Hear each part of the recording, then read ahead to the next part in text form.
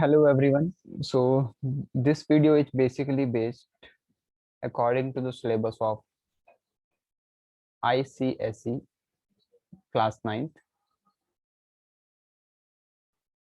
We are doing with unit number 1. In unit number 1, part 1 has been completed by us, and here from this video we will start our part 2. So there is no need to be worried if you do not know, if you haven't covered part 1, because part 1 there are only 4 pillars of OOP, object oriented programming language. So from part 2, we will start learning about Java compilation process. So this is our topic for today. We will learn that how a program compiled in Java, what is JDK, JRE, JVM, source code, bytecode, compiler, interpreter, all these things we are going to learn inside of this video. So you need to be just be with me. You have to listen me very carefully and you need to learn the things. So let's start our session that how remember one thing, not how, remember one thing. As I briefed you in the foundation class that machines understand only 0 and 1. ठीक है, जो machine understand करता है, जो language understand करता है machine, वो 0 and 1 करता है. 0 एंड 1 का मतलब 0 एंड 1 होता है कौन सा level language? Low level language. ठीक है, हमें इतनी बात पता है. बट जब हम जावा में प्रोग्राम क्रिएट करते हैं, when we create a program in Java, so this is human understandable language.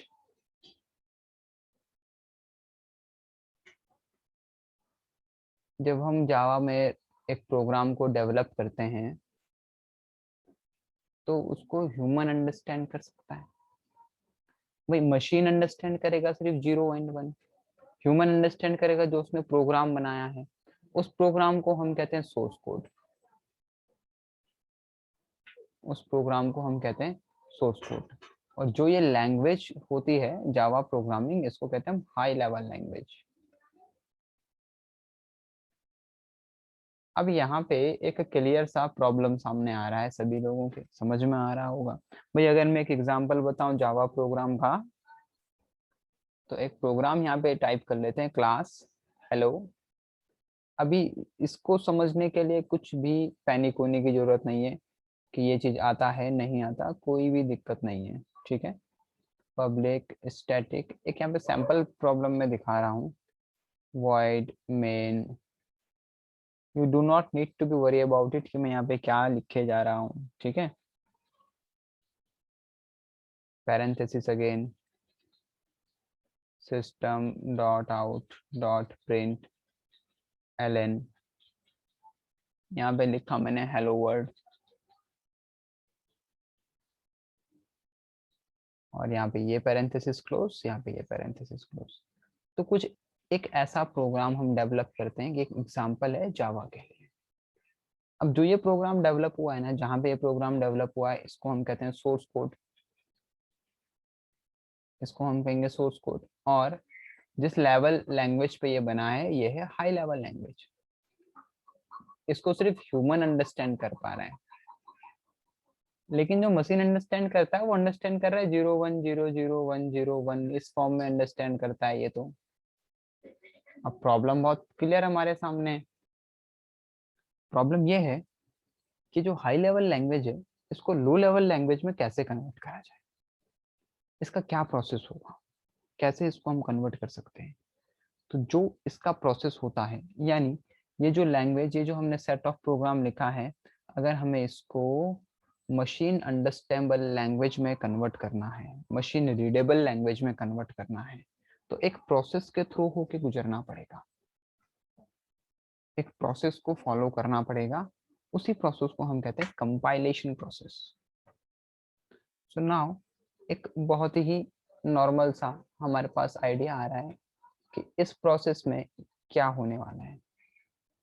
इस प्रोसेस में कन्वर्जन होने वाला है। किसका कन्वर्जन होगा? हाई लेवल लैंग्वेज का लो लेवल लैंग्वेज में, हाई का लो में इसमें कन्वर्जन होने वाला। तो इस कन्वर्जन में सिर्फ यही चीज होने वाली है कि high level language low level language में कन्वर्ट होने वाली है। तो ये कन्वर्जन 2 स्टेप्स में फॉलो होता है। हालांकि स्टेप्स तो बहुत ज्यादा होंगे, लेकिन एज ऑफ नाउ अगर हम on the basis of conversion समझें तो 2 स्टेप्स में ये फॉलो होने वाला है। पहले स्टेप में क्या होता है, जो हमारे पास जावा कोड है, जावा कोड यानी हम कह सकते हैं सोर्स कोड है, जहाँ पे जावा का प्रोग्राम हमने राइट करा है। सोर्स कोड कन्वर्ट होता है बाइट कोड में। अब सर ये बाइट कोड क्या है ये भी बताएंगे, अभी थोड़ा सा पेशेंस रखेंगे। जावा कोड फर्स्ट स्टेप में कन्वर्ट होता है बाइट कोड में, and in the second step byte code convert होता है मशीन कोड में। मशीन कोड को हम बाइनरी कोड्स भी कह सकते हैं। मशीन कोड क्या होते हैं, 0 एंड 1 के फॉर्म में कन्वर्ट हो जाता है। तो ये जो पहला प्रोसेस है इसको कहते हैं जावा कंपाइलेशन प्रोसेस, जावा कंपाइलेशन प्रोसेस। अब ये जावा कंपाइलेशन प्रोसेस को समझते हैं। जावा कंपाइलेशन प्रोसेस कैसे होता है? सबसे पहले हमारे पास एक सोर्स कोड होता है जहाँ पे हमने भाई वो प्रोग्राम लिख दिया है। अब इस सोर्स कोड ने कन्वर्ट होना है बाइट कोड में, हमें इतना पता है। तो जब ये कन्वर्ट होगा तो किसी ना किसी सॉफ्टवेयर का रिक्वायरमेंट हमें होगा। तो वो एक सॉफ्टवेयर जावा के अंदर ऑलरेडी प्रेजेंट होता है, उसका नाम होता है कंपाइलर। अब ये कंपाइलर क्या करेगा, देखोगे इसको समझते हैं थोड़ा सा।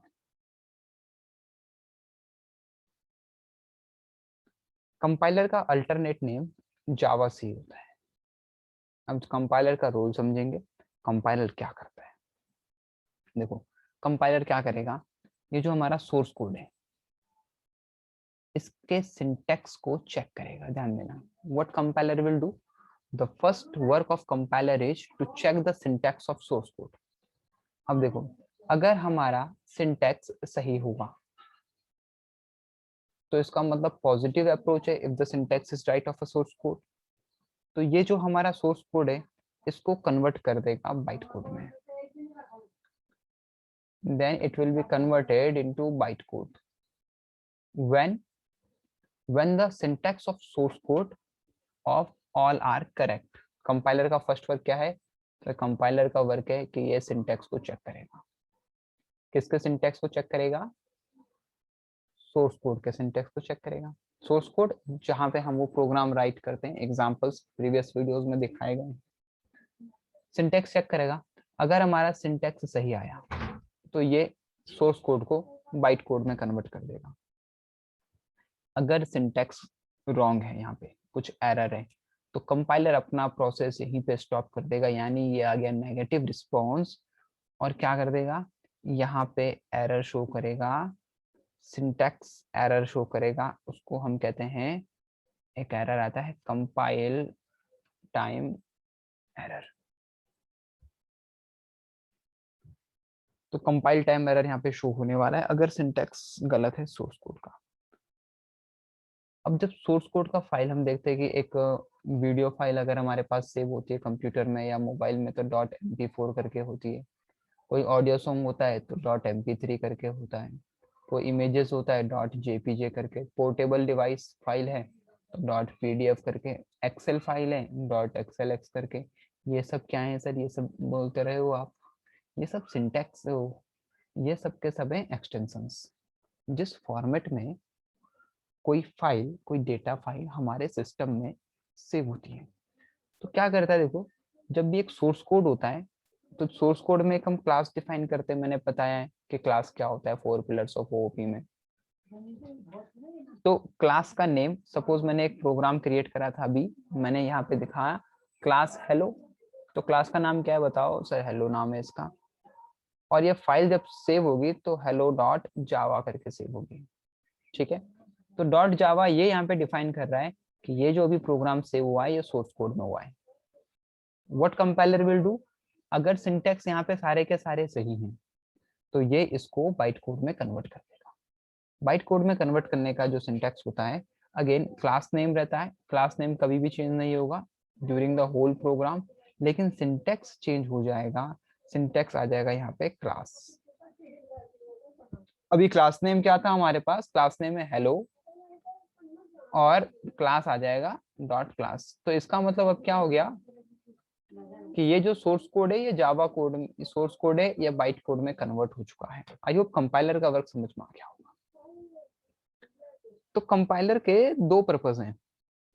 अब क्या क्या कंपाइलर के दो पर्पज हैं वो हम बता देते हैं यहाँ पे कि कंपाइलर के क्या दो पर्पज हैं। भाई कंपाइलर का मेन पर्पज तो यही है कि ये सिंटैक्स को चेक करेगा, ठीक है। किसके भाई कंपाइलर का मेन पर्पज तो हमें समझ आ रहा है कि सर ये सोर्स कोड का सिंटैक्स चेक करेगा, बट दो पर्पज हम इसको कह सकते हैं कि पहला पर्पज तो है कि ये सोर्स कोड को बाइट कोड में चेंज कर देगा,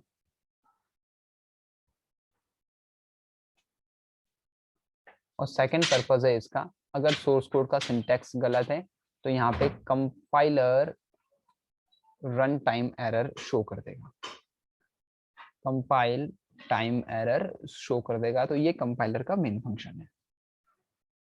अब ये बाइट कोड क्या होता है, देखो सोर्स कोड को ह्यूमन समझ सक रहा था, आ जाओ फर्स्ट उसमें यहाँ पे मैंने बताया, यहाँ पे आ जाते हैं हम, चलो कहाँ गया पता नहीं, यहीं पे देख लेते हैं। हमने बात करी कि ह्यूमन जो अंडरस्टैंड कर सकता है वो सोर्स कोड को अंडरस्टैंड कर पा रहा है, यानी हाई लेवल लैंग्वेज। मशीन जो अंडरस्टैंड कर पा रही है वो कर पा रहे मशीन कोड, यानी 0 एंड 1। तो ये था लो लेवल लैंग्वेज। तो अभी फाइल कुछ इस कोड में आ चुकी है, ना तो ह्यूमन इसको अंडरस्टैंड कर पा रहा है ना ही मशीन इसको अंडरस्टैंड कर पा रहा है। तो जब ये दोनों के दोनों इसको अंडरस्टैंड नहीं कर पा रहे तो इस स्टेट को बोलते हैं इंटरमीडिएट स्टेट।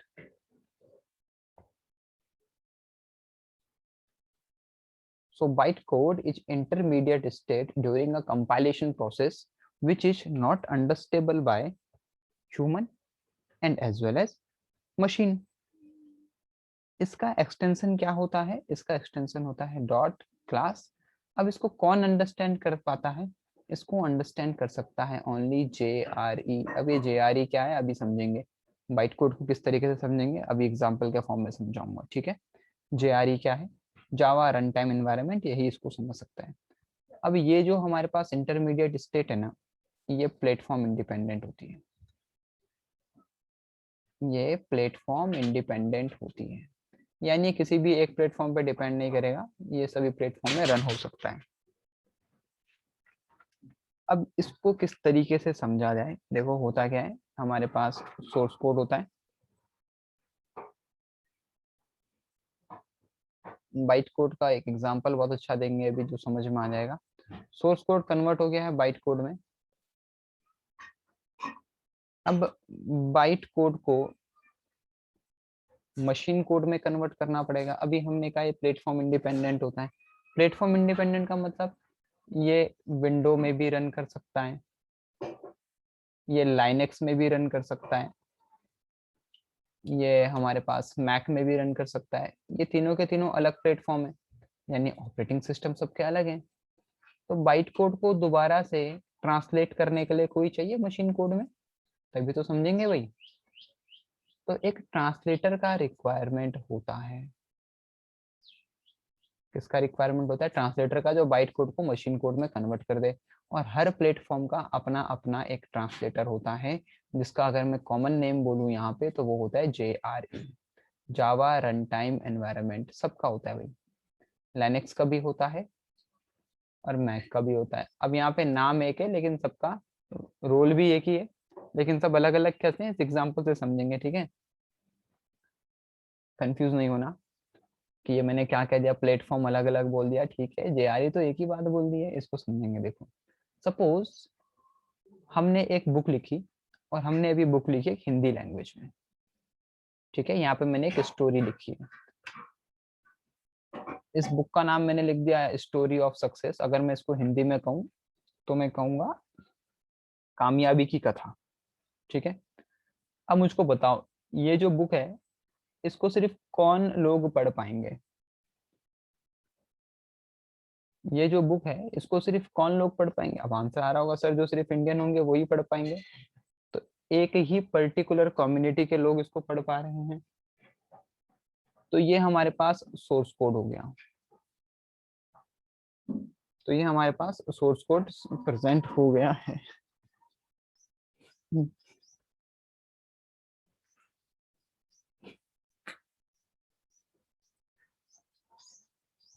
तो इसको एक पर्टिकुलर टाइप के रीजन के लोग समझ पा रहे हैं, इसको हमने कह दिया सोर्स कोड। अब इसको कन्वर्ट करना पड़ेगा एक यूनिवर्सल लैंग्वेज में। तो मैंने इसको कन्वर्ट कर दिया इंग्लिश लैंग्वेज में। अब ये बुक मैंने समझो कंपाइलर के थ्रू इंग्लिश लैंग्वेज में कन्वर्ट कर दिया, जो कि बन गया बाइट कोड। अब इसको सभी तरीके के रीजन के लोग इसको पढ़ पाएंगे। अब क्या करेंगे, देखो, अगर मैं इस बुक को चाइनीज में कोड करना चाहूँ तो मैं कर सकता हूँ, बिल्कुल कर सकता हूँ। मैं अगर इसको उर्दू में कोड करना चाहूँ तो मैं उर्दू में भी कोड कर सकता हूँ। कोरियन लैंग्वेज में कोड करना चाहूँ तो कोरियन में भी कर सकता हूँ। अभी जो इंग्लिश को चाइनीज में कन्वर्ट करेगा ये कौन होगा सर? ट्रांसलेटर होगा। भाई ये ट्रांसलेटर ही तो करेगा। इंग्लिश को फिर से उर्दू में कन्वर्ट कौन करेगा? ट्रांसलेटर करेगा। कोरियन को भी ट्रांसलेटर करेगा। अब देखो, नाम सेम है सबका, फंक्शन भी सेम है सबका, लेकिन प्रॉपर्टी तो अलग है। भाई ये बाइट कोड है जो हमने कहा, ये यूनिवर्सल है। ना इसको सोर्स कोड समझ सकता है, ना इसको यहाँ पे हमारा पास मशीन कोड समझ सकता है। तो यहाँ पर ऐसे ही JRE as a translator work करता है।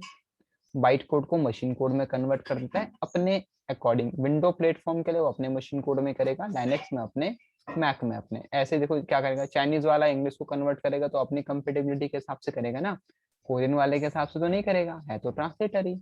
इस ट्रांसलेटर की प्रॉपर्टी अलग क्या है कि चाइनीज में करेगा, कोरियन में नहीं करेगा। इस ट्रांसलेटर की प्रॉपर्टी क्या है, ये उर्दू में करेगा, कोरियन में नहीं करेगा, चाइनीज में नहीं करेगा। तो इस तरीके से हम इसको समझ सकते हैं। तो इसीलिए एक कॉन्सेप्ट में वर्क करता है, इसको कहते हैं वोरा कॉन्सेप्ट। यही जो कॉन्सेप्ट है, कैसा कॉन्सेप्ट है वोरा? Write once read anywhere. कितना बढ़िया था, देखो, write once read anywhere. Write once Hindi में राइट करा, कन्वर्ट कर दिया बाइट कोड में। अब किसी में भी कन्वर्ट कर लो इसको, जहां मन करे उसमें कर लो। ठीक है भाई।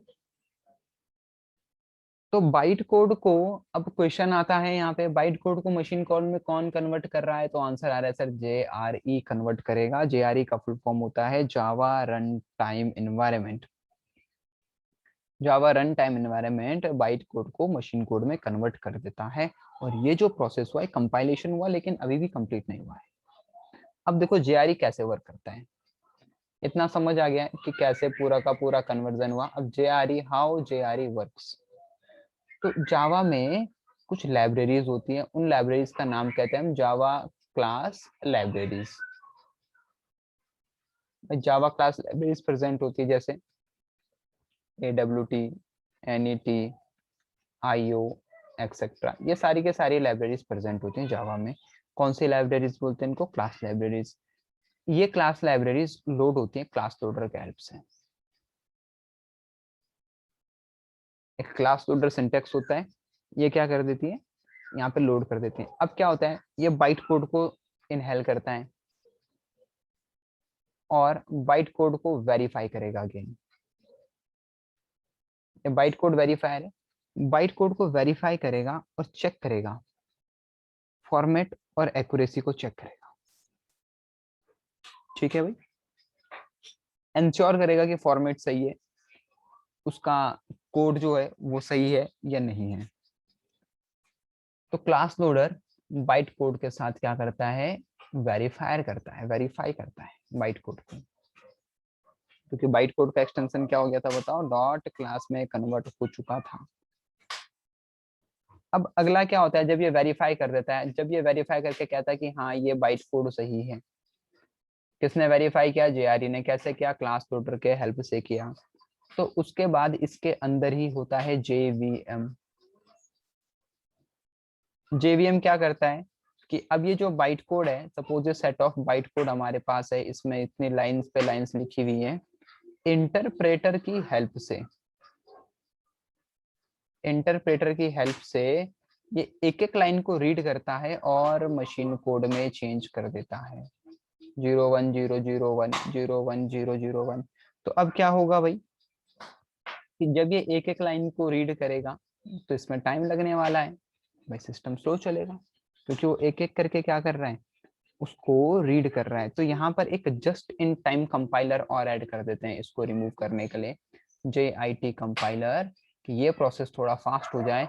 तो क्या करता है, इंटरप्रेटर के साथ साथ ये भी बाइट कोड को मशीन कोड में कन्वर्ट कर देता है, और ये पूरा का पूरा प्रोसेस बोला जाता है जावा कंपाइलेशन प्रोसेस। आई होप ये इतनी बातें आज क्लियर हो गई होंगी कि जावा कंपाइलेशन प्रोसेस क्या है। अब क्या होता है, JDK एक ऐसा सॉफ्टवेयर है, बस लास्ट थिंग, JDK एक ऐसा सॉफ्टवेयर है जहाँ पे इसको कहते हैं जावा डेवलपमेंट किट, जहाँ पे जावा सी कंपाइलर प्रेजेंट होता है। पहली चीज, जावा सी कंपाइलर के साथ साथ JRE जावा रन टाइम एनवायरनमेंट, और जावा रन टाइम एनवायरनमेंट के अंदर ही प्रेजेंट होता है JVM। तो जो पूरा प्रोसेस हो रहा है वो JDK में हो रहा है, जावा डेवलपमेंट किट के अंदर हो रहा है। Java development kit source code को रीड करता है, कंपाइल करता है जावा सी के थ्रू। जावा सी क्या करता है, JRE के थ्रू, जो जावा सी ने कन्वर्ट कर दिया भाई बाइट कोड में। जब बाइट कोड में इसको कन्वर्ट कर दिया है तो JRE क्या करेगा, क्लास लोडर के हेल्प से ये बाइट कोड को वेरीफाई करेगा। जब वेरीफाई कर लेगा तो JVM इंटरप्रेटर की हेल्प से बाइट कोड को मशीन कोड में कन्वर्ट कर देगा, और यही प्रोसेस हमारा कहलाता है जावा कंपाइलेशन प्रोसेस। आई होप ये चीजें क्लियर हो गई होंगी। In our next video, in our next class, we will learn about JDK, JRE, JVM little bit more, and we will see the differences between them. Till then, thank you.